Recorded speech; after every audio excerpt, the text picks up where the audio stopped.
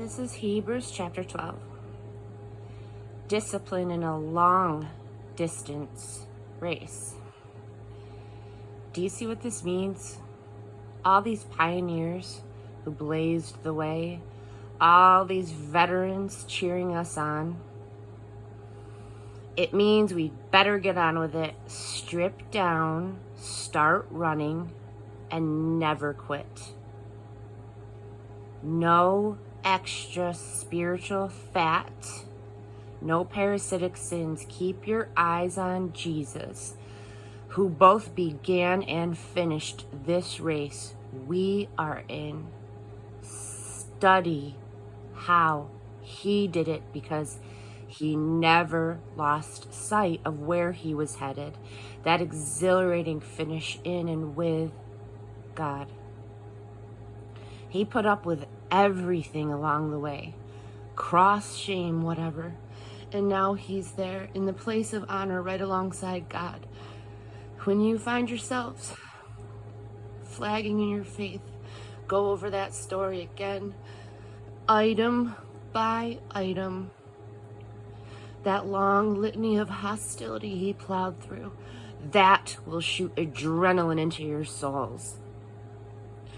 In this all-out match against sin, others have suffered far worse than you, to say nothing of what Jesus went through, all that bloodshed. So don't feel sorry for yourselves.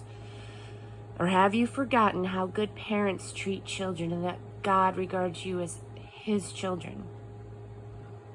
My dear child, don't shrug off God's discipline. Don't be crushed by it either. It's the child he loves that he disciplines, and the child he embraces, he also corrects. God is educating you. That's why you must never drop out. He's treating you as dear children. This trouble you're in isn't punishment, it's training. The normal experience of children.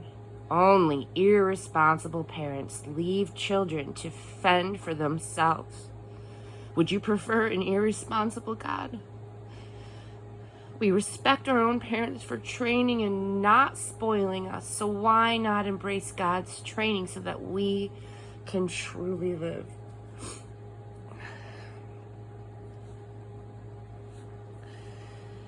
While we were children, our parents did what seemed best to them. But God is doing what is best for us, training us to live God's holy best. At the time, discipline isn't much fun. It always feels like it's going against the grain. Later, of course, it pays off handsomely. But it's the well-trained who find themselves mature in their relationship with God. So don't sit around on your hands. No more dragging your feet. Clear the path for long-distance runners, so no one will trip and fall, so no one will step in a hole and sprain an ankle. Help each other out and run for it. Work at getting along with each other and with God. Otherwise, you'll never get so much as a glimpse of God. Make sure no one gets left out of God's generosity. Keep a sharp eye out for weeds of bitter discontent. A thistle or two gone to seed can ruin a whole garden in no time.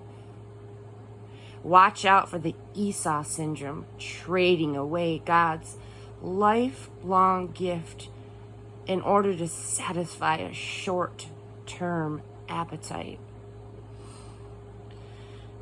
You well know how Esau later regretted that impulsive act and wanted God's blessing. But by then it was too late. Tears or no tears, an unshakable kingdom. Unlike your ancestors, you didn't come to Mount Sinai, all that volcanic blaze and earth-shaking rumble, to hear God speak. The ear-splitting words and soul-shaking message terrified them, and they begged him to stop. When they heard the words, "If an animal touches the mountain, it's as good as dead," they were afraid to move.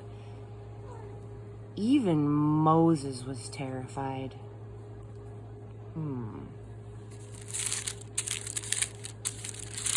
Hold on. No, that's not your experience at all. Please, no. You've come to Mount Zion, the city where the living God resides. The invisible Jerusalem is populated by throngs of festive angels and Christian citizens. It is the city where God is judge, with judgments that make us just. You've come to Jesus, who presents us with a new covenant, a fresh charter from God. He is the mediator of this covenant. The murder of Jesus, unlike Abel's, a homicide that cried out for vengeance, became a proclamation of grace. So don't turn a deaf ear to these gracious words. If those who ignored earthly warnings didn't get away with it, what will happen to us if we turn our backs on heavenly warnings? His voice that time shook the earth to its foundations. This time, he's told us this quite plainly, he'll also rock the heavens. One last shaking from top to bottom, stem to stem. The phrase, one last shaking, means a thorough house cleaning. Getting rid of all the historical and religious junk so that the unshakable essentials stand clear and uncluttered. Do you see what we've got? An unshakable kingdom. And do you see how thankful we must be? Not only thankful, but brimming with worship, deeply reverent before God. For God is not an indifferent bystander. He's actively cleaning house, torching all that needs to burn, and he won't quit until it's all cleansed. God himself is fire.